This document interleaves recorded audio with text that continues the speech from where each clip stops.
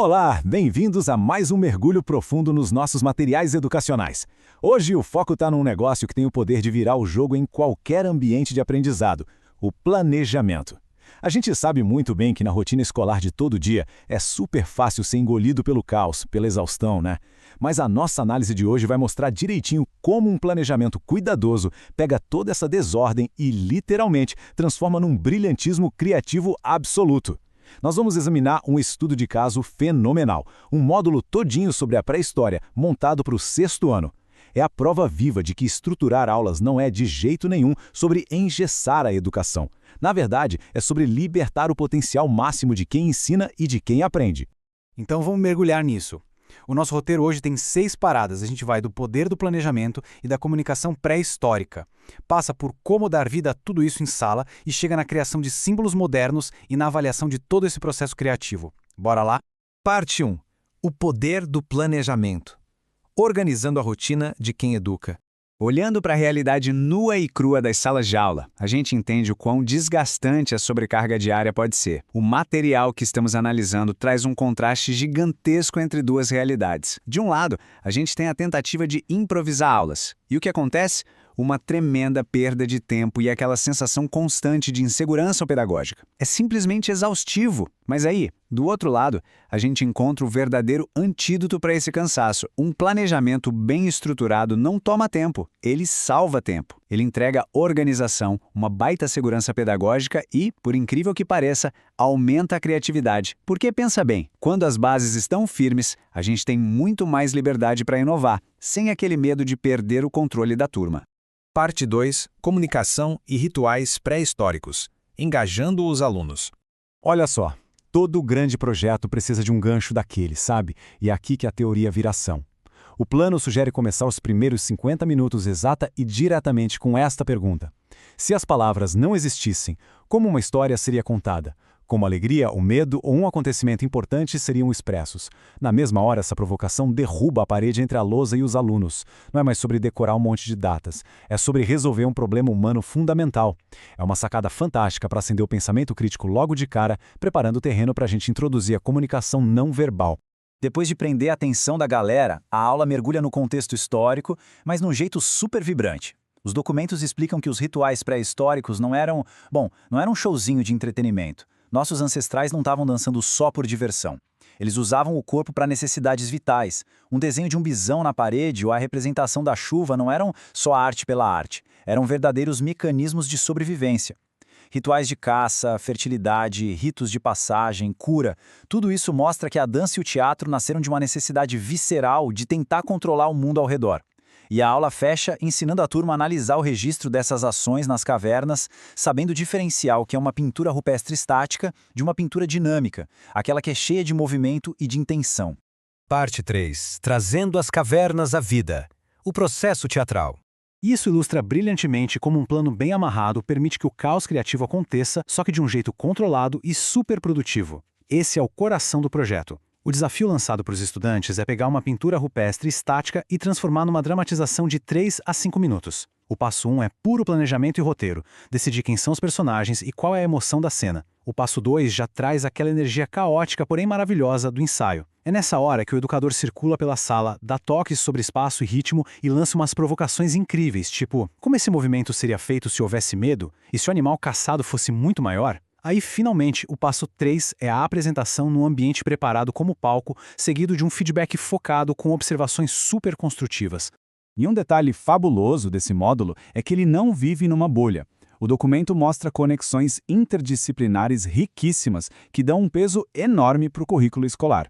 Em português, por exemplo, a galera escreve diários de bordo, detalhando toda a emoção e o significado daqueles gestos que encenaram. Já em matemática, a proposta é analisar as formas geométricas, os ângulos e as linhas que os corpos dos alunos criaram ao se movimentar no espaço durante a cena. Isso amarra o aprendizado de um jeito magistral. Parte 4. Contando histórias sem palavras. O poder da improvisação. O que nos leva a uma fase onde o conforto das palavras é, literalmente, jogado pela janela. Os alunos precisam confiar 100% na expressão física. O plano de aula sugere quebrar a timidez com aquecimentos incrivelmente lúdicos. Tem o jogo do espelho ou o exercício robô e boneco de pano. Dá até para imaginar a cena hilária e produtiva da turma toda andando dura que nem máquina para depois desabar como bonecos totalmente desarticulados. Depois disso, a turma é dividida em pequenos grupos e recebe temas fortíssimos para improvisar na hora. A caça, a descoberta do fogo, a tempestade, o despertar da aldeia. Eles têm pouquíssimos minutos para criar uma narrativa totalmente silenciosa que o resto da classe vai ter que adivinhar. É incrível para fortalecer demais a confiança no próprio corpo como ferramenta de comunicação. Parte 5. Criando símbolos modernos. Da ação para a abstração.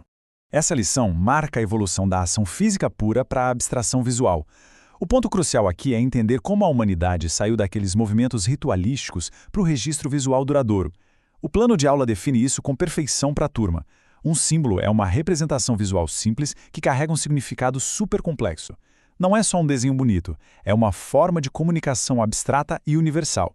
Exatamente como o pessoal das cavernas fazia, desenhando símbolos nas paredes para expressar crenças e medos que já não davam mais conta de ser apenas dançados. E para cravar esse conceito de vez, o módulo desafia a classe a criar os próprios símbolos modernos. O material nos mostra como transformar uma ideia concreta num símbolo abstrato. Por exemplo, o nascer do sol diário vira um círculo com raios representando luz, calor, vida. Ou a emoção complexa da amizade, que pode virar um desenho de mãos dadas, simbolizando união e conexão. Os estudantes são convidados a pegar coisas das suas próprias vidas modernas, conceitos como internet, família ou esperança, e condensar isso tudo em linhas e formas simples, fechando assim o ciclo da jornada comunicativa dos nossos ancestrais. Parte 6. Avaliando o processo criativo. Notas além da memorização.